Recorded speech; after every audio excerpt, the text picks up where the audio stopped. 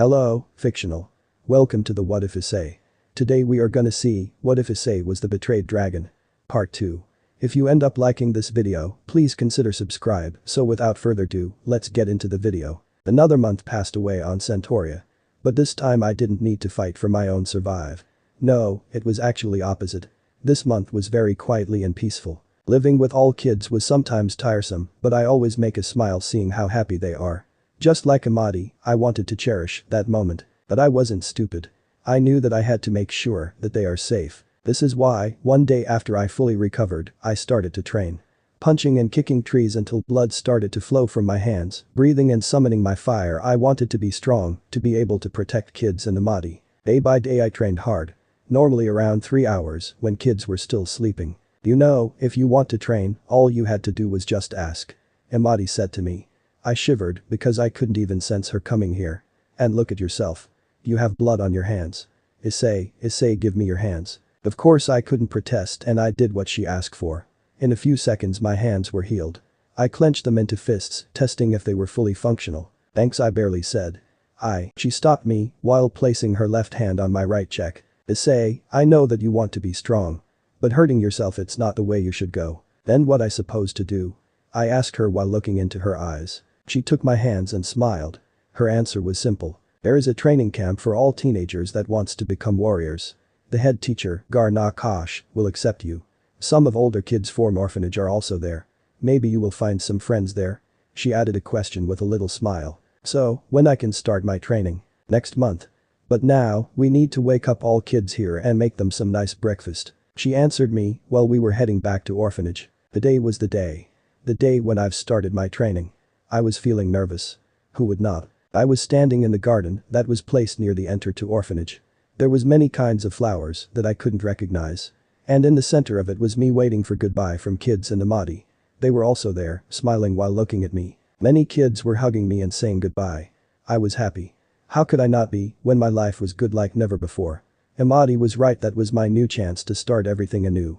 After many hugs from kids, there were only 2 people left, waiting for their turn. First was Nolly, white-haired girl. She was crying and hugging me tight. She really didn't want me to go. But I needed professional training. Nolly, please, don't cry. You'll see me faster than you think. I tried to cheer her up. Besides, I need to be stronger. You know what happened last time. That's why I have to go. I said as I hugged her back and patted her head. But Ani-chan, I don't want you to go, please stay with us. She didn't calm down for a whole 5 minutes. Not until Amadi stepped up and spoke to her. Nolly, don't worry about your brother. I'm totally sure that he will come back to us much stronger. That made her calmer. After another minute, Nolly gave me something as a gift. It was a leather bracelet. I made it for you, Ani-chan. I hope you like it. I've only smiled to see as I said to her, thank you. It's awesome. My answer made her happy. Now it was Amadi's turn. Once again I was hugged. Oh my gods, it slowly started to annoy me. I am so proud of you. You have no idea how much I really am. Geez, mom, you're embarrassing me, I thought, while still being happy from the fact that someone was proud of me. I've also made something to you. She said as she gave something to me.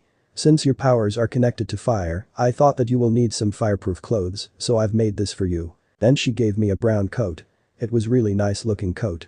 I was very thankful to Amadi, to my mother for that gift. But there was one thing that I needed to ask her. Mom, can I have one request? Yes. She gave me a little smile. Can you give me a new name? Question and worries were visible on her face. Why? It was hard topic for me. I mean, I was cleaning my life to a blank page. Yes, there was only one thing that needed to be cleared, my name. My name? I want to erase everything from my past life. That's why I need a new name. She just looked at me with sad smile. She took my hands and said, Issei, I don't want you to destroy your past. I understand that you want to run away from pain, but I noticed tears in her eyes. But if that's your wish, then I shall name you Verfus. Verfus? I felt familiar with that name. It sounded like office. It made shock because I didn't even consider that anybody would know about office here. Why Verfus? I mean, I very like this name, but I have a feeling like there is some hidden meaning behind that name, I asked, wanting to dispel my doubts. Verfus, in one of the ancestors' languages, means endless because right now you have endless possibilities. You can do anything, go anywhere, grow in every possible way. She made me happy with that answer. This name was really like a promise to me. That sounds like literally my new life. Thank why I couldn't end my sentence, because Amadi embraced me. I know that I'm selfish right now, but please let me call you by your true name. I want to call my son by his name. Would you let me? I couldn't say no to her. Or I didn't want to. How could I say no to her, to my mother? Of course, Mom. I answered her with smile on my face. One last time I've looked at Amadi and all kids that came to say goodbye to me. The view was heartwarming. I have a family. I have a mother, caring and loving mother. After all what happened to me I thought as I saw their happy faces. There was only one thing that made my head occupied with questions. All Centaurian spirits have darker skin color. Yet Amadi have a white skin color. I wonder does that mean that she is also from another world? But I quickly answered that to myself. Why do I even bother to think about it? Would it change anything for me? Nah, I don't think so. I spread my 4 dragon wings out and started to gain height. After a minute I was high enough to see horizon of an island where our orphanage was placed. On the north was placed a very high cliff that was practically like a wall between island and the outside world. Above the cliff was deep river and thanks to that it was an island. Another interesting things on this island was forest on the west and beach on the east. This island simply looked like a paradise. On the other hand, on the south was bridge and road to the nearest city and also my destination Eline. Eline was one of the oldest city created by Centaurian civilization. Placed between jungle forest and coast, had perfect place if it came to a battle or trading with other cities. It took me almost 5 minutes to fly to the city. Mostly because I was flying wherever I could and remembering all the details of the nearest city. Normally, it would take a 5 minutes to walk from an island to Eline, but I just unnecessary info I needed accurate and high fly. After a 5 minutes I finally arrived. The city was simply beyond my imagination. Why? Because I have never seen any city like this. It was built in forest. Literally in the trees. Of course, there was also a level down the trees, built from wood, but still it was just brilliant. I think that someone took an idea of building a house on a tree a little too serious. On the left, practically under the cliff was placed my destination, one of the 7 legendary temples. Built very long time ago for one purpose, to train future generations of warriors. I landed on a ground near city gate. But before I could do anything, I heard someone's calling me. Hey, you. It was one of the gate guardians. What are doing here? I'm heading to the temple. You don't look like a spirit, you know. I'm sorry, I guess. Yes, that was the only thing that I could say. Of course, beside asking him if he was a racist. For a whole awkward minute, we didn't say anything. Thank goddess that he decided to say something. Well, you can go, just don't make any problems. Okay. I gave to him a positive answer. But before I go, can you say anything about this city? A thick mark appeared on the head of the first guard. But before he could say anything to me, probably with tons of sarcasm, the second one answered to my question. Well, first we have a temple, where students train to become warriors and meditate to learn some magic stuff. On a lower level you will find homes for many students that came here from other regions. On upper level you'll find homes for citizens, shops and government's buildings. Well, that answered my all questions. I've only said goodbye and I've entered the city. But then, suddenly I froze. I literally froze from fear. Why? I wanted to know. Since when I've turned into Gasper. I can't be afraid of people. Right. And once again I've heard that voice calling to me in my head. Panic attack. I had a fucking panic attack. Okay, calm down, take a breath. There are only people there, nothing to be afraid of. Beside the fact that every single one of them can be a killer or a monster in a humanoid form. So, you know, no stress. After I somehow managed to calm myself down, I had dressed my hood and started to go towards the temple. I tried to avoid other people and just go straight to the point. After a few minutes I finally arrived. Before the gate to temple yard I saw 9 other teenagers. Some of them had swords, bows or weird knives. Of course all of them had Centaurian-like features. Only I was different. All of them started to look at me with curiosity in their eyes. One of them grabbed my arm and asked me, "Hey, why are you looking so un-Centaurian?" His voice sounded friendly and was without any trace of bad intentions. "Oh, Lester, stop being rude." "Oh, come on Anger, I'm not rude, I'm just curious." I saw 2 spirits standing and talking near me. First of them was probably 16. His eyes were brown and he had short light brown hair. By the first look you could say that he was happy teenager. So, this is Lester. The other one Anger was taller from Lester by half of head. He had brown eyes. His hair was short so I couldn't tell anything about his hair color. From how were they looking I could easily tell that they were brothers. With time I've learned that Anger and were complete opposites to each other when it comes to behavior. Lester was always happy and willing to make a joke from every situation. The most noticeable side of him was his laziness. And he could use his laziness in battles. How he can do this is still beyond me. On the other hand, Anger was strong and fearsome warrior. Strict, cold and always following moral rules. Ruthless for his enemies. But if you get on his good side, you'll find a very good friend. But, back to the moment. I'm Lester and this is my older brother Anger. And you are? I Verfus, I'm simply Verfus. I answered his question. Of course I still needed to get used to my new name. Well, Verfus, care to tell us why you look so un-Centaurian? Well, it's because he's not a spirit, you idiot. Someone had interrupted us. When I looked at the person who said that, I saw a boy around my age. His eyes were steel gray and his hair was black with kinda green glow, is that even possible? His attitude was, well, sarcastic to everything around him. He is probably from another world, right? He asked me with little arrogant tone. Anger was unfazed from the attitude of our newcomer, but Lester needed to say something from himself. Oh come on Callum, you don't look smarter when you say obvious things. Why you little eyes, stop. You're scaring our new friend. Well, that was not exactly it. I felt like a third wheel here. And to make it worse, I probably stepped into a group of old friends. Before I could say anything, new, very powerful voice called to us. Students. Or should I say newcomers. From this day, you shall train in one purpose to become stronger.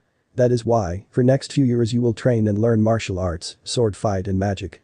The voice said and paused. I had some suspicious about who that person was. It wasn't that hard to guess about identity of that person. Everyone was looking at him with respect in their eyes, so there was only one answer. Gorna Kosh. The headmaster Kosh was a tall, muscular and bald man. He was 50 years old. When you looked at him you already knew that he could kick your ass easily. As a headmaster, he was talking mostly about things that we will learn here. And he also said that he is a temple master, not a headmaster. Just a little addiction to his monologue. Because it was very long and boring monologue, let's jump to the conclusions. So first thing, this temple is for all new recruits that wants to train themselves. Here we can learn about basic stuff. You know, how to properly fight with sword, self-defense, some easy magic techniques. But mostly it was studying about planet, you know, history, geography and etc. In the day we've started our lessons, we were divided into small groups, led by more experienced warriors. I was placed in a group with Anger, Lester and Callum. Our leader name was Birion. Birion was very skilled and powerful warrior, but not without brain. He had messy medium-length blonde brown hair and blue eyes.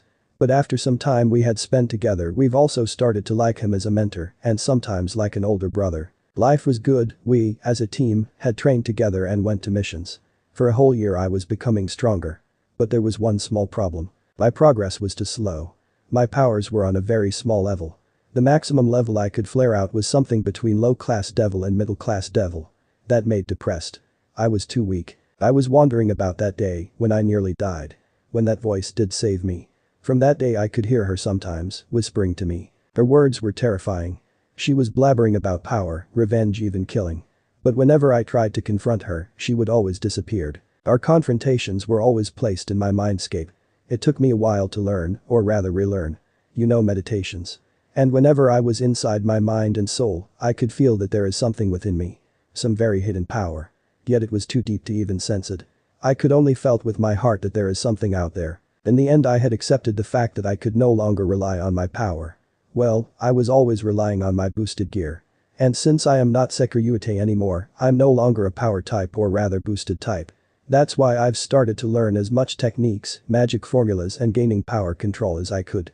To the best levels. Even if I can't have power on a dragon level I still can be unstoppable. I've spent half of a year around Eline with my new group. Within this time I've learned much about myself. The most important thing was the fact that I was a quick learner. Teachers and masters were very surprised at how eager I was to learn new things. Some of them said that I have a hunger for knowledge. I started my training with first goal how to proper control my power. Next were martial arts and some sword basics. And of course a lot of other stuff. Within a half a year I've also found good friends in my group. No, it was something more. We were like brothers, fighting together, laughing from the same things. It was wonderful to once again have friends. But that day had changed something in my destiny. The day when I found my path. The day of the first trial. The first trial is a battle against one opponent, much more stronger than you. All of masters are watching you to decide about your future.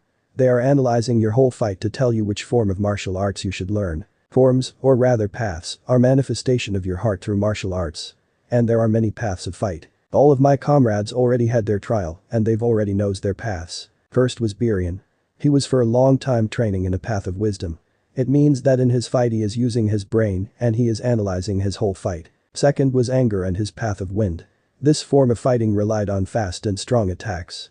If you're playing video games then you can say that he is sort of DPS, maybe not exactly, but you've got the point. Callum was clearly a warrior from a path of fire. He was using a lot of his emotions and passions in his techniques. Fighting against him was very fearsome experience. Using his actual emotions in fight, maybe we were much more alike than I thought. Lester was a weird case. With his laziness, he actually was a genius. How could he knew so many useful things and win battles was simply beyond me. And I didn't want to dwell about it. Just like Birion, he was on a path of wisdom. When it comes to weapons, our group didn't have any favorite type. Birion and Callum were mostly using magic-like abilities in fight. Lester was also using magic, but he also was very skilled in martial arts. And Anger, well, he was mostly using his double-handed sword called Red Wind. This sword had very good connection to magic, so, thanks to that, Anger was able to use some magic attacks from his sword. When it comes to me, I was good with martial arts and with my sword. My power control was on a very high level. Even with a little power reserves, I could effectively using my powers to distract my opponents. I was also trying to experiment with my powers and techniques to improve their effectiveness. But today will be the test that would show me how much I've improved. In the beginning, I was standing next to a big gate. Behind that gate was placed a large arena. "Combatant Verfus, please enter the arena," said to me one of masters. In the same moment, the gate had opened. Behind it I saw a very big and furious giant gigant with weird primitive hammer. The only reason why he didn't charge at me was a very powerful barrier that surrounded him and contained him. "Combatant Verfus, your task. Defeat that monster in any possible way. Good luck." With those words, my battle has begun. Barrier had dropped and giant, or ogre, let's call him an ogre, rushed at me with his full fury. Ogre swung his hammer into my direction. I've barely dodged his attack with a backflip. Thanks to that, I had bought myself a few seconds. I didn't waste any time as I've started to shot at him with my magical attacks. Those attacks were very like dragon shot at first. But instead releasing a beam of fire, my new dragon shots were still in the shape of a small ball of condensed energy. So, I attacked an ogre with 2 dragon shots, aiming at his eyes. But my opponent was faster. He raised his arm and blocked my attacks. Shit, I cannot simply overpower him. His eyes are his weak points, but it will be difficult to destroy him. Ogre rushed at me once again with the same fury. Dodging his attacks was not the best option, so I needed to do something different. Like they're saying, if your opponent have any openings, then create one. Arena was large, too large for one opponent, but I didn't care at time. I've used my speed to run as fast as I could to another end of arena. Maybe my speed wasn't on the level of Kiba, but I still run very fast. I was facing back of an ogre. He still didn't notice that I've moved somewhere else. That means that I have enough time to make a deadly combo, I thought, as I've started to adding more and more temperature to my sword. My blade was already red and hot. Once again I used my speed, and with a fast blur I've appeared next to ogre. With a single fast slash, I made a deep cut in my opponent's leg, destroying some of his veins. From the wound, blood was flowing like a river. Ogre screamed from pain and kneeled. I've recognized my own chance to defeat that monster. I've used his good leg to jump on his arm. Within a second I've sliced his artery, killing him instantly. In the first seconds I thought about how easy this test was. But then, I heard another scream, no, a roar. While I was looking around, my senses said, or rather screamed one thing, look up. Above me was falling towards me a minotaur-like creature with a big sharp axe. To dodge his attack, I've covered my legs in fire and used that fire as a rocket fuel. With an instant, I was 10 meters away from monster, dodging his surprise attack. When he fell down, he created a shockwave that pushed me towards the walls around arena. The only thing that protected me from it was the fact that I've spread out my 4 dragon wings to negate the force of wave. How the hell I supposed to beat that thing? I shouted while I flied around arena in circles. I decided to close this beast in a very close area. I've summoned my flames and created wall of fire near Minotaur, closing him in a hellish circle. That move made our monster very angry and confused. I can use my flames around him as my shadow and strike him in his every single vital point. I thought as I've entered into flames. Plan was simple, strike his vital points with great speed. At first it was working with my sword, once again heated to very high temperatures, I've started to attack him. First minute Minotaur was bleeding a lot. Then I saw an opening for final strike. As I aimed for artery near heart, but then I felt something wrong. The aura near my opponent was rising. And before I could do anything with it, I felt very powerful hand grabbing my head. I tried to move, but he was holding me too strongly. In a desperation I've shot at him with my 2 dragon shots, aiming, or rather trying to aim, in the head. His answer was simple, he threw me to the wall. Pain was overwhelming. I've practically started to vomit with blood. My consciousness was slowly fading away. Yet, I don't know how I didn't fall. I was still standing, helping myself with my sword stabbed to the ground. Every breath was giving me pain compared to tortures. But that was not the end. Minotaur charged at me and swung his axe. I barely blocked his attack with my sword. My weapon broke from an impact of attack and I was sent flying towards wall, having a really bad wounds. The last thing I remembered before I lost my consciousness was her voice calling to me from darkness. Issei, Issei, look at yourself. You're awfully bleeding. And you're barely alive. Are you really that pathetic that you're gonna die from one single blow? How do you suppose to get your revenge at all those bitches if you die here? But don't worry. This one Ichan will help you and I'll show you what you are really capable of. And then, nightmare began. All masters had one responsibility to prepare all of those younglings to survive in this world. This purpose was very hard to deal with, yet it's very needed. Centauria is very dangerous world. Beasts, wars they must know how to survive this. Right now I was looking at a very young, yet very promising warrior Verfus. This boy maybe didn't have that much power, but he was eager to learn as many things as he could. He was also willing to reduce all of his weaknesses to zero. Verfus was a boy from orphanage. Many kids from that place were very ambitious. But he was a very special case. I felt something dark from him. Something powerful, yet hidden. What do you think about him, Gornakash? Ask me one of other masters in the room. He's using fire so, maybe Path of Fire will be fitting him. Some of other masters looks like they were okay with that decision. No. He's not using his emotions in this fight. No, I can only feel one thing from him, desire to kill his opponent. Well, that means that he can only walk on a path of. He stopped, seeing what happened to young apprentice. First, monster grabbed his head. Then, throwing him to the wall only to nearly kill him by hitting Verfus with his axe. We need to stop a test. I yelled to all of mine companions. They have agreed to my decision. But then, without any warnings we felt something terrible, a pure malice coming from this boy. What is with that power? Screamed one of us. Then we saw it. The boy who seconds ago was practically in a blink of death, now standing like a ghoul. Fire flames dancing around him with incredible heat. His power was great, enough to crush many monsters and soldiers, just with his bare presence. But the most terrifying was his face curved and devious smile. Oh, so you are that monster that tried to hurt my Ice-kun. The person in Verfus spoke to a minotaur. His power grew stronger and became more malicious. But his body also started to transform. One of his eyes changed its color to violet and part of his hair grew longer while changing its color to black. For that crime you shall die. His voice started to sound more female-like. All that view was horrifying. His new appearance compared with his blood. Meanwhile, Minotaur had raised his free hand to crush Verfus. But our young warrior only raised his right hand. Before any of us could jump to conclusions, explosion of dirt covered our view on the battlefield. When dirt went down, we saw Verfus blocking attack with a new sword. That was a bastard sword with blue center and dragon-like claws on helve. What surprised us even more was what he done after block. He stabbed his sword to the ground and punched 3 times at Minotaur's ABS. But monster couldn't even howl from pain because Verfus ducked and with fast swing of his right leg, he kicked monster's leg, destroying his opponent balance. Minotaur fell down, but he could hit the ground. Verfus was already 3 meters above him with his sword aimed at monster's head. Our young warrior killed his opponent by stabbing Minotaur's brain. Oh Ice, to make it even more weird, he started talking to himself. I feel so responsible for you right now. I can't wait to show you what is your true potential. In that moment, we masters had teleported to face our young warrior. Put your weapon down and identify yourself. Shouted one of us. But Verfus wasn't responding. Did you took Verfus' body? If yes, then we. He only looked at us and said to himself, Verfus? Is that your new name, Issei? Oh, it's so cute. Verfus, Verfus, Verfus. I could say your name till the end of time. This is how cute your name is. That was stunning. We didn't know what to do. None of us know what to do until this person spoke to us. Train him properly. He must be strong, otherwise I'll have to take over his body. Until then sleep well, Ice-kun. With those words, he fell asleep. His eyes and hair went normal. Take him to healers. He will need a good treatment. I said as I and rest of masters went back to headquarters. And once again and again, over and over, in the moment when I'm in a blink of death, I'm cursed to relive all of my pain and suffering. Again I saw those hateful eyes looking at me and hear all those death wishes. But the most painful was what my parents say, that I'm no longer their son, that they don't care if I die on a street. And then I felt Akeno and Kiba holding me tightly so I couldn't run away. Then, Ria's Gremory, tearing evil pieces from my chest. Azazel grabbing my throat, nearly choking me and throwing me a teleportation circle. Oh, Ice, stop reliving your past. Didn't you said that you will left your old life? So stop well about it. Wake up. So I've woke up just as that voice said. First what I saw was my group Birion, Anger, Lester and Callum.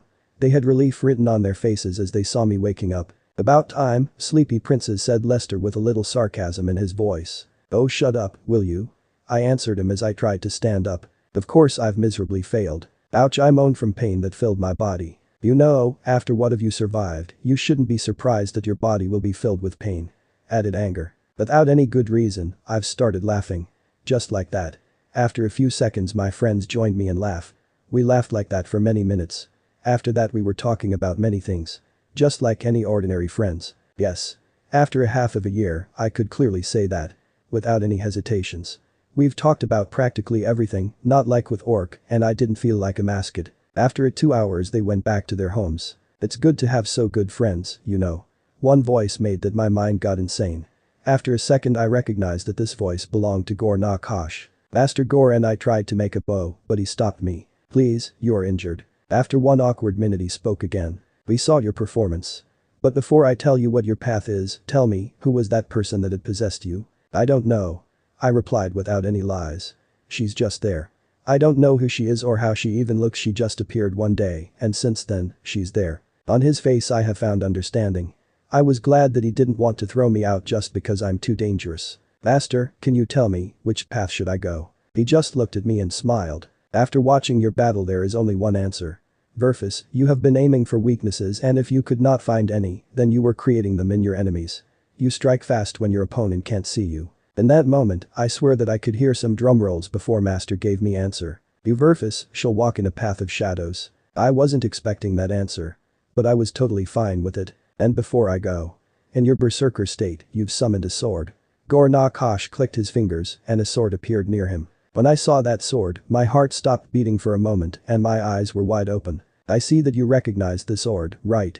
Master asked me, but I could say only one word. As Ascalon. Well, that is from me. I leave this sword since it's yours. But I didn't pay attention to his last words, I was too busy with my thoughts. Ascalon. But how? How is that even possible? This sword was with my boosted gear and it was destroyed, right? Does that mean that some of my powers are coming back? I wanted to ask something, but I've noticed that Gor na Kosh had already left. Wait, why am I in my old room in orphanage? I asked myself as I recognized the room where I was. Shit, if mom will see me like this. I've heard cracking sound coming from the door. As I looked there, I saw Amadi, my mother. Let's just say that she had many emotions written on her face. Issei, you are back. First her voice was filled with happiness. But then, she realized that I'm all covered in bandages. I could tell that my state had nearly gave her a heart attack. Mom, I can explain. For the love of ancestors. What happened to you? Why are you so injured? Who did this to you? That's it. You are going to stay here. I won't let you go anywhere. And where is Gor na Kosh? When I will find him. As every loving mother, she could go into overprotective mama bear mode. But I didn't care. I loved her with all my heart. Oh, I nearly forgot. After a minute, Nolly came down to my room because she heard mother scream. And thanks to that I needed to calm down to mom and Nolly. It was scary as hell. Yeah. We were a really loving family back then. Family that I always wanted to have. There is always a reason why good people change themselves into evil monsters. Why heroes becomes traitors, why knights becomes butchers. Why saviors turns into murderers. The answer is more simple than most people expected. Pain. Pain can change us into something very dangerous, evolve us into deadly monsters and adapt us into almost anything. If you will watch closely, you will see that many people considered as evil were actually just broken heroes or very complicated persons that tried to accomplish something while using desperate methods. Why I wondered about that, you may ask. That is because today I had a bad dream. In that nightmare, I've turned into evil dragon, rampaging and destroying everything on my way. The worst part is that I was in DXD world. And in the end of dream I've heard voice saying to me, I don't want you to end like this. Being evil dragon won't suit you. You're too good for that. But you can't gain power if you can't gain power if you won't become like this. When I've woken up, my head was literally occupied with these weird thoughts. If Amadi didn't find me then, could be that I would transform into evil dragon. What about other evil dragons? Is it possible that many of them had similar stories to mine? It actually may be true, Ice-kun. This voice, I swear that I've heard it already in my life. Yet I don't know why I couldn't remember her. But it was always terrifying to hear her. Look at Apophis. He was hated simply because he was too dark compared to Ra, who is the sun, right? And what about Krumkruch? All people were giving him bloody gifts, even when he didn't have power to make their wish come true. And when you fought him, you have felt it, right? He was honorable warrior, not insane psycho. The more I thought about it, the more sense had her words. I wouldn't be surprised if many of evil dragons became evil not because of what they did, but of what others did to them. You finally starting to understand, and let's not forget about humans playing their role as puppets. Since she has possessed me for a second time and summoned Ascalon, I could hear her practically every day. She was commenting many things from my daily life. Don't you have better things to do than commenting everything around me and every single one thought of mine? I've asked her. Oh, Ice-kun, why are you mad at your One-chan? Besides, it's really boring here, but at least you are not thinking about boobs in every second of your life, so that's very good improvement. I was shocked. I mean, for a whole time I didn't think about that for a second. Well, that is a good thing, I guess I was too busy. More like you have literally tried to avoid people from an open pervert to hikikomori like, what was his name, Gasper, right? But on the other hand, it's not like you have actually trusted ever people. I mean, you were too stupid and too open with your perversion. How could no one notice that? Can we not talk about my old life? I have better things to do. With that, I've ended our dialogue. Mostly because she started to talk about my old life too much. I didn't like that topic, and I thought that there is nothing to dwell about.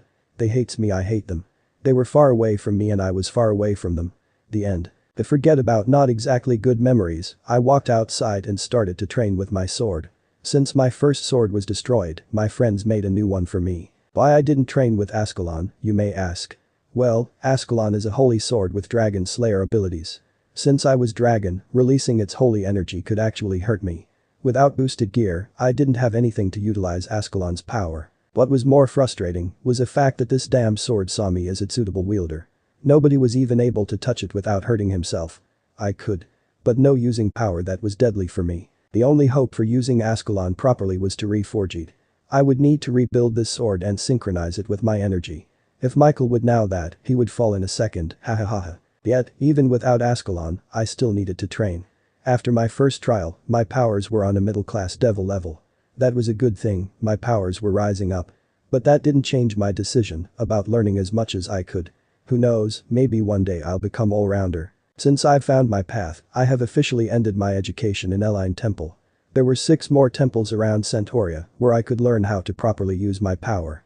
In every temple they were teaching different skills. Another thing was that after ending education in the first temple, the groups were no longer needed. But even with that fact, me, Birion, Anger, Lester and Callum were still a pack of best friends. Sometimes we went together for training or even missions. I wanted to go as fast as I could to another temple to learn another things, but mom was against that idea. She said that I'm not fully recovered and second she misses me too much. Well, I actually missed her too, so I didn't mind. Of course all kids were very happy to see their older brother once again. I couldn't help but made a smile. I was in my home. After a long time, I noticed that my hair was longer. I decided to make myself a Iroquois haircut. Of course mom was, well, not exactly happy with my choice. Issei, that look doesn't suit you. You should change your hairstyle. You look scary, too scary. Well, thanks ancestors that she didn't know about my tattoo on my left arm. It was simple miniature of dragon. That was kind of a logo of our group. You know, another promise. And don't think that I don't know about that thing on your left arm. I once again was little afraid of how much my mom knew about me. As a punishment, you will cook dinner and you will tidy kitchen after that. She added with a sly smile. Moms like moms, they can be overprotective, harsh, but they love you. Well, except a few different cases, but still. Today was another day with my self-training. Meditations, martial arts, training with sword, it was very calming. Of course I wasn't practicing with Ascalon, since I couldn't use it properly. But even without it, I was still quite good. You're still doing it, Ice. Amadi interrupted me. But I didn't stop while I answered her. Of course. I need to be strong. But you are quite strong. Not strong enough. She was sad when she heard my answer. I've stopped when I saw her sad face. It was really hurting me inside, seeing her face like this. Just remember, Issei, never let yourself fall for power. She said as she started to stroke my left cheek with her right hand. I could only nod my head in a yes sign. Before we could talk more, I've heard some annoying sound. It was my let's call it phone ringing.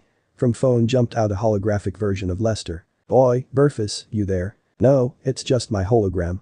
Did I try to make a joke? Well, indeed it is. There was a really weird look on his face. Anyway, we had found very old ruins, deep in the forest, 10 kilometers in north from Eline. Want to check that out with us? An adventure? Hell yeah. I wanted to scream with joy, but suddenly I felt weird sensation. My mom grabbed my hand a little too strongly and with really scary smile, yet still friendly tone said to me, you can go, but if I would see a scratch on your skin, you will be grounded for a whole year. Do I make myself clear? My eyes were blinking and my body was covered in sweat. I was very afraid. Yes, mama. Good, good. And the same goes to you, Lester and whole your group. But you don't have. Lester tried to say something to her, but she didn't give him any chance. You think that I don't know your parents? I know them very well and I think that they will also ground you. From the look on his face I could tell that he was shitting his pants. Of course ma'am. Well, Verfus, we will go there early tomorrow. Wait for us at the city gates. So, bye. I've looked at my mother. I saw that she still had her scary look on her face. I walked closer to her and gave her a hug. I could feel her hugging me back. I love you mom. I said, still a little afraid. I know Issei. But as your mother I cannot let you get hurt. I'm simply worrying about you. I've had a nearly heart attack when I saw you with your wounds after trial and I don't want to see you like that again. She was simply in her mama bear mode. But I couldn't blame her. More than a year and I could already tell that she was way better in every possible way than her. I've noticed that she hugged me tighter, probably sensing my change of humor. I was happy that she could notice even the most little change in me. Thank you, mom. For everything. That's why I'm here for, son. We had ended our hug as we started to heading back to orphanage. I've asked her in a half joke. But you were joking about me being grounded for a whole year, right? She only looked at me, straight into my eyes, smiled very innocently and answered me. No. Shy. And no swear words. Even in your thoughts. Next day, as we have planned, we've met near city gate. It was still early morning, so we were practically half awake. On my back I had a backpack. Yeah, before I could go, Imadi made sure that I was well prepared. Water, food, bandages and even some clothes to change with his said I could go to war. And it didn't help when I said that I was gonna come back at evening. But as I have learned you can't fight your mama in her bear mode. And don't. When I was near gate, I saw Birion, Lester and Anger already waiting for me. You are going on a war or something? Yahahaha. Lester was laughing his ass off when he saw me. Where is Callum? I asked but the answer was faster than I thought. Already here. It was Callum's voice. After our group was made whole, we decided to go towards our destination. Meanwhile, when we were walking, Lester once again asked me about my backpack. I guess that I can't say no to my mother. I've answered without hesitation. Yeah, Imadi can be a really scary woman. But that can be a problem if you want to find any girlfriend. I've stopped walking. Girlfriend, huh? My thoughts went into DXD world. First Rainer, then Riaz and whole orc. For some weird reason, I felt pain in my chest. To be precise, in the place where I once had my evil pieces. Hey Verfus, you okay? This question made me flinch. It was Anger he was asking me while holding my arm. Yeah, it's nothing, but thanks. That answer didn't satisfy him, but he decided to not dwell about it. While our group was walking through forest, the mysterious person in my head decided to spoke to me once again. I've never told you that, but your new mom is kinda scary. She is not my new mom, she is my mom. But yes, she can be a little scary but in a good way, I suppose, and I'm not Issei, I am Verfus. But you can't deny it that deep inside there is something left from Issei Hyoudou. I am living proof of that. Her words were covered by mystery. You're what? Just who the hell are you? Not now Ice, you need to find out yourself. Jana. And with that, she went silent. After 2 hours of walking, we saw the ruins of an ancient buildings. They were looking like a weird mix between old Mayan and Egyptian constructs. In my opinion they were strangely beautiful. All those weird symbols. It was so fascinating. Boy, look at Verfus, he is practically in heaven, hahaha. Lester once again made a joke. I was also laughing, but he was right. I was in heaven. These ruins were so fascinating. Whole history, waiting to be discovered. Can somebody tell me more about these ruins? I would like to know more, I said, clearly being hypnotized with all what I saw. Well, to answer your question, started Birion, visibly pleased from my reaction. These ruins were once kind of a base for ancestors. We don't know for purpose they've made this and we will never know because they are too much destroyed. That's too bad. Hey, is there anyone that could teach me how to read these symbols? Well, Verfus, I think that in every temple there is a teacher of ancient language. All you have to do is ask. I was happy. There was a chance to learn those ancient pictographs. This is awesome. Who knows how many secrets they hide. How much could I learn with this knowledge? Ice, I can hardly recognize you. What happened to this little pervert? Since when you are so eager to learn? Was my inner demon surprised by my fascination? How can I not? It's awesome. Besides, you should know why I am so eager to learn. You want to be unstoppable even without having big power. Woo, maybe you're truly learning something. My inner voice has started to blabbering something to herself. We were researching these ruins for hours. I found a few old-looking stone tablets and some daggers. Of course I was happy with all what I found. It was already afternoon. We have already searched all of complex. So, I think that we can go back. Itch. Help. Somebody help me. Anger was stopped by sudden girlish scream. It's not far away from here. I said, when I have concentrated my hearing sense. We were waiting for orders from Birion. Verfus, you will go first, use trees as you cover, Anger and Callum, you are main strike, while me and Lester will cover you back. Understood. We've only made a nod and yes sign. I've started to run towards forest. With a fast blur I've climbed to a tree as high as I could. Birion's tactic was easy to remember and do my job was to make appearance first and to observe. When our group will start to attack, my job was to attack from higher positions as my advantage. After surprising our opponents, I needed to search and help the person who was begging for help. Simple as hell. Oh, Ice, are you trying to become an assassin? You're surprising me even more with each day. I was jumping from tree to tree, being as quiet as possible, trying to sneak behind enemies' back or rather up enemies' heads. Thanks to that I could cover my disadvantage in terms of power. Birion is really a genius when it comes to tactics. Well, but you understand his tactics, and even you come to your own conclusions. Your one-chan is so proud of you. Boy, oi woman. What have I said? No screaming for help or I will kill ya. I've stopped hearing those words. I was hiding behind leaves while looking down at that scene. What I saw made me very angry. There were a group of 15 people standing in a circle. In the center of circle was a young woman, lying, covered in dirt and shivering in fear. Shit, the whole group of fucking rapists. But before I could do anything, my phone started to ring. Verfus, what is the situation? Someone has practically shouted to my ear. Geez, Lester, don't shout to me. You're hurting my ears. No time for that. There are too many monsters here. We will be late. If you can, then catch the victim and run. He signed out. I was torn apart. I really wanted to kill these guys and help that girl, but on the other hand I was realistic. I didn't stand a chance against them. Are you sure that you are realistic? Or maybe you are simply afraid. Yes, that was true. I was afraid. How could I not? 15 enemies, with swords or axes. And probably some archers and monsters hidden behind trees. I had no chance. Oh, how pathetic. She spoke to me once again. No, I understand why they have thrown you out of DXD. You truly are pathetic, it makes me sick. Are you really that worthless without boosted gear? Would you let this innocent girl die? Or will you grow some balls and save her? Her words made me angry. Me? Pathetic? Afraid? Even if I was, then what? Does that mean that I was gonna let this girl die? No. If I wanted to be stronger, I needed to take step further. As a warrior in a path of shadow, I needed to accept the fear inside me and let it change me, adapt me and give me strength. But boy. She only said, hearing my thoughts. I've jumped off from tree, adding some power into my legs. After a second, I've landed near 2 opponents.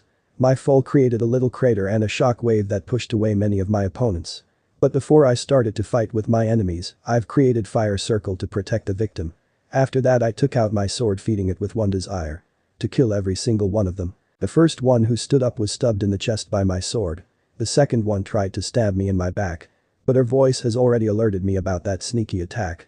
In a matter of nanoseconds I've turned my sword on 180 degrees and stabbed my second enemy. When the 2 of them fell down, I saw other opponents standing up slowly.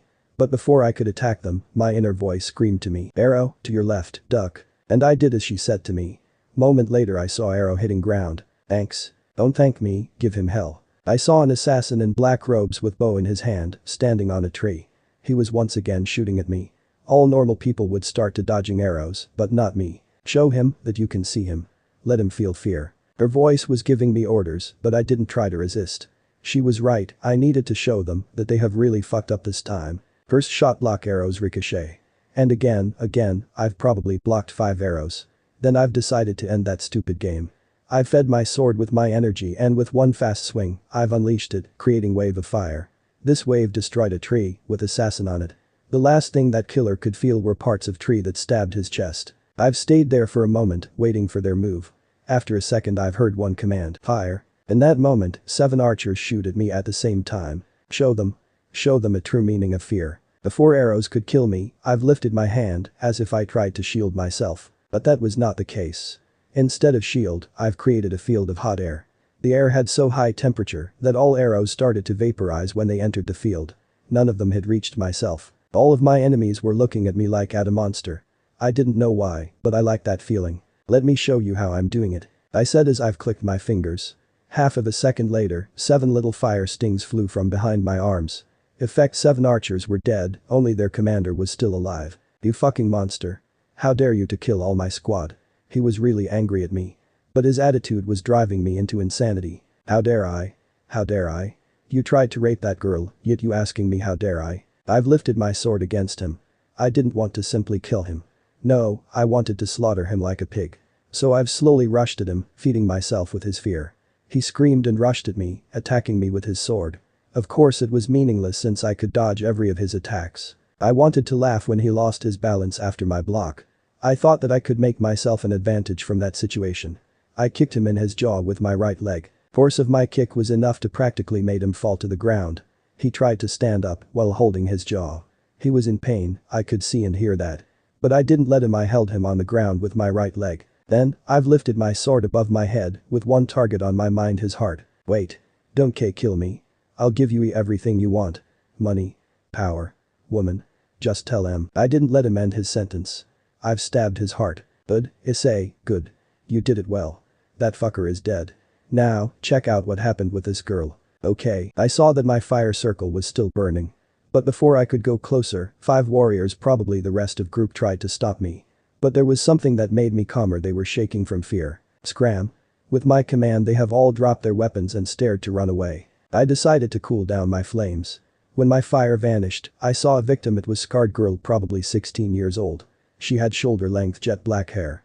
She also had gold glowing eyes that were looking like a 2 suns with cat-like pupils. But most shocking was color of her skin. It was not typical Centoian-like darker skin color.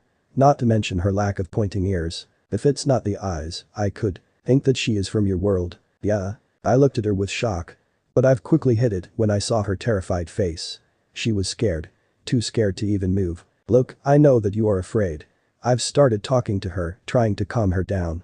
But you need to trust me, okay? Please, stay away from me. She was screaming in fear. Don't touch me. Issei, I think that she is afraid of you because you are a man. You mean? Yes, they could have hurt her in many ways. I've clenched my fists. I couldn't believe how much this girl was hurt inside. But I didn't have time to slowly convincing her as I've heard a roar of monster. I looked at her once again, which made her flinch from fear. Time was running out as monsters were closer and closer. I've taken out one of daggers that I've found in ruins and tried to give it to her. She was very hesitant and she didn't understand what I was doing. I need to take you to the safe place. So, take this dagger. If you think that I'm going to hurt you, then go on and stab my heart. What are you saying, Issei? Are you insane? I didn't answer to her. Instead, I've continued my talk with girl. Do you understand? My life is in your hands. She was shocked. I could easily tell that she couldn't believe my words. That's why I gave her dagger and started pushing it slowly towards my chest. Wait. Stop. Please, stop. Her high and scared voice was ringing in my head. I don't want to hurt you. She was shaking and I could see that she started crying. I've made a small smile, knowing that she was clearly still herself. I've turned back and knelt on one knee while saying, jump on my back. I'll take you to safe place. She only made a nod as she hugged my back. Hold on tight. With those words I've started running towards the only place that I've considered as safe, the orphanage. As I ran I could feel that girl was hugging me very tightly. Issei, are you fucking nuts?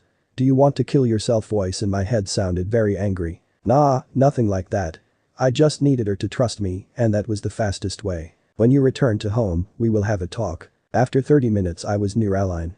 Near city gates I saw my group. Verfus, is that anger started his question, but I've answered him before he could end. Yes, that's a victim. I felt that she was more nervous when I've stopped near my group. I need to take her to Amadi. Can you cover me? They've only nod and we started to run towards orphanage. After 5 minutes, we have finally been near orphanage.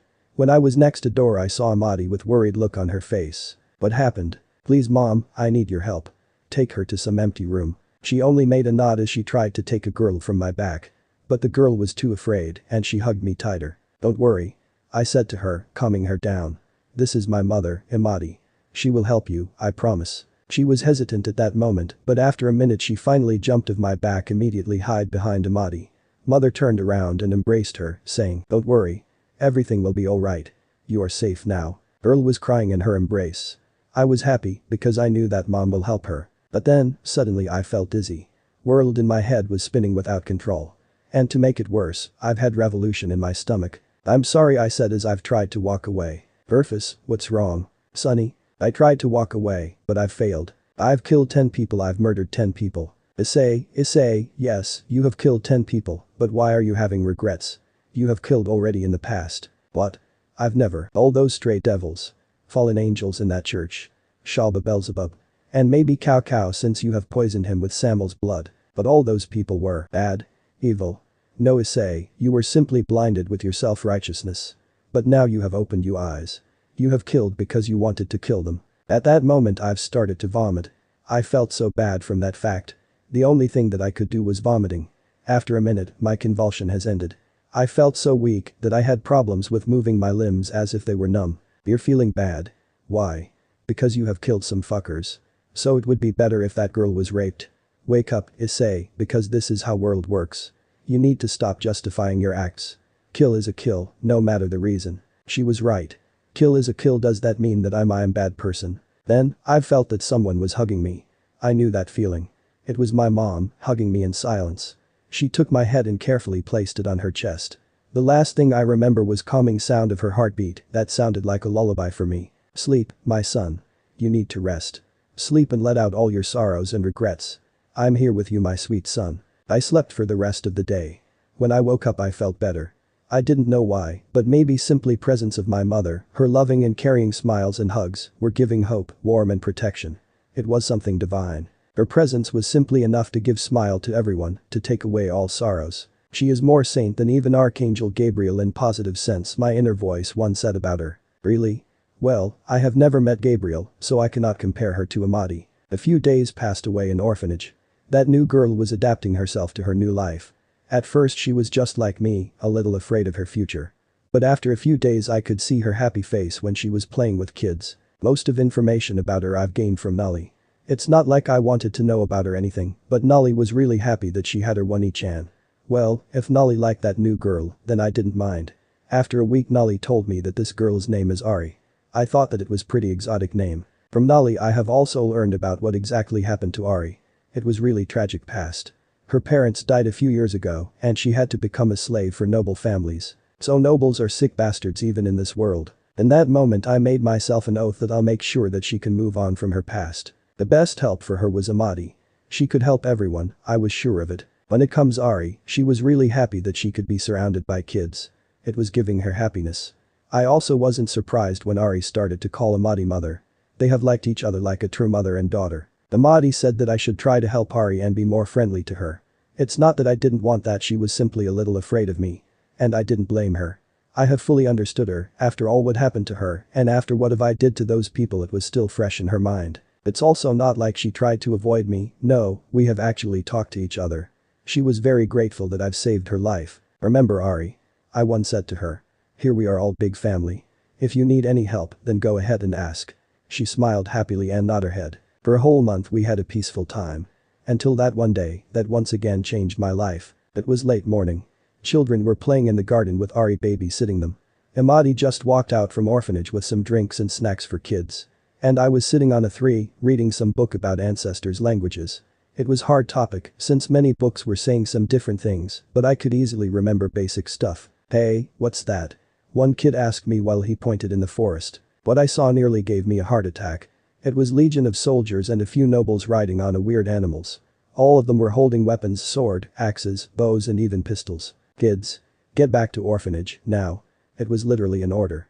But kids have obeyed me immediately, running towards Amadi. Ari, come on. I said to Ari as I saw her confused face. I've only pointed at Army. On her face appeared fear. After a minute, we have appeared near Amadi. Ari immediately hid herself behind Amadi's back, shivering from fear. Who are they? I asked as I've tied her grabbed my blade. This is a Shu family, and nobles from capital city. But why they are here? They've came for me. Ari started to panic. They will take me, I don't want to go, I don't want to go. I'm sorry, sorry. Ari was crying like a little lost child. Don't worry, Ari, they will not take you, I promise you. Amadi said to her, embracing her in a protective hug, like a mother protecting her child from harm. When it comes to me, I was getting more and more angry. This girl was terrified just by simply seeing them. What the fuck they did to her. Bad things, Ice. But you know that your anger is boosted by your own experience, right? Both of you had bad experience with noble families. Don't let your anger overtake you. Army suddenly stopped. 10 people went to us, fully armored and armed. One of them spoke to us. This girl belongs to Shu family. Disband her to us immediately. That fucker, she will not go anywhere with you. She is my daughter and I will not let to do any harm to her. Some soldiers started to laugh. Though you are very pretty lady, you could be a very good bitch, he said as he tried to touch my mom. But his arm was stopped by my hand. Do not touch her. I could see a visible disgust in his eyes. Don't talk to me, disgusting worm. This does not involve you. He nearly spited words to me. But you beautiful lady, leave this dirty place and join me. He said as he tried to grab my mom's breast. Don't touch me. Amadi nearly screamed, but that fucking rapist didn't stop. When his hand was near Amadi's bust. Arg. It hurts. It hurts. His group was trying to understand what could happen to their leader. After a few seconds they saw that their leader was missing his left arm. Don't you understand that when woman says no, it means no? I asked that fucker while holding my sword with visible blood on it. You fucker. Do you know who I am? I am out in Shu, the great prince of Shu family. You are dead. My enemy screamed to me, but I've paid no mind to him. His knights were very fast at respond, they've took out their swords and started to attack me. I've blocked it with awesome style and without any problems. They have even tried to counter me with their magic, but my fire was fairly superior. I was dodging, jumping. I have actually disarmed half of them, until Ravisha, one of his knights, near out in, has spelled a magical formula. In a second I've felt at least 2 or 3 times heavier. I've tried to move, but then I felt even more heavy. What do you think about it? This spell is called Gravisha. In short terms, it can increase gravity field in one place. In the place where you actually stand you have 3 times greater gravity than normal. It's a miracle that you can still stand. I made a dragon shot, but since gravity was different, my attack missed the target completely. You piece of shit. You dare to attack my master? You deserve only death, you trash. 2 knights have grabbed my arms, making sure that I can't move my limbs. I could hear my mother's screams, begging to let me go. But I wasn't paid my mind to that. For me it was like a weird deja vu. Like it happened before to me already. The last thing I saw was out in sword aiming for my heart. Within a second, everything around me went blank. When I've opened my eyes, I couldn't believe in what I saw. It was room in my old house in Kuo. The same room where my whole old family betrayed me. To make it worse, it was the same moment. Once again those hateful eyes. I could feel Kiba's and Akeno's tight grip on my arms. I knew too well what was going to happen. I have relived that moment in many nightmares.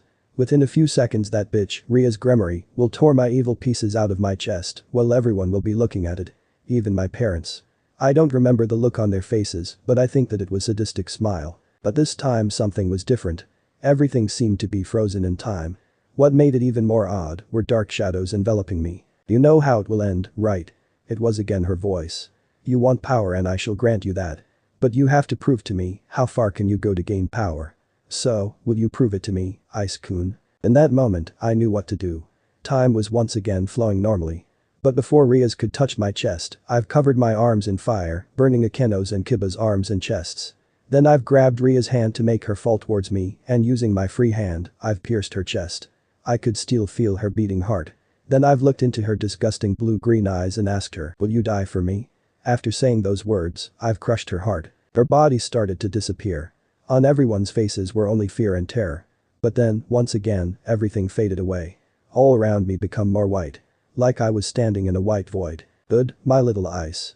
You have passed my exam. Your wish will be granted. Stop playing games with me. Who are you? Where are you? I've screamed, wanting some answers. But I didn't know how shocking the truth will be. Then, I felt someone's arms enveloping my waist. 1 second later I felt someone's head resting on my shoulder. Whoever it was, he or she was hugging me. It was a long time since I could touch you, Ice. She said to me in carrying tone. This time her voice was more humanish. I knew that voice, but I couldn't remember from where. Then I felt that she was hugging me tighter, enveloping me with her wings. Wait, wings. I saw her wings. Her black feathered wings. Wings that could only belong to fallen angel. That voice, that wings no. Then she turned me around. I saw her mature face, her violet eyes and long black hair. I was too shocked to say anything. My body couldn't move. Meanwhile, she touched my cheeks with her hands and then she looked straight into my eyes and said, it was a long time, Ice-kun. But now we can finally see each other again. Rare ain't. End of the here. So that's it for today's video guys. Before you go, just like the video and share it with your friends. Bye.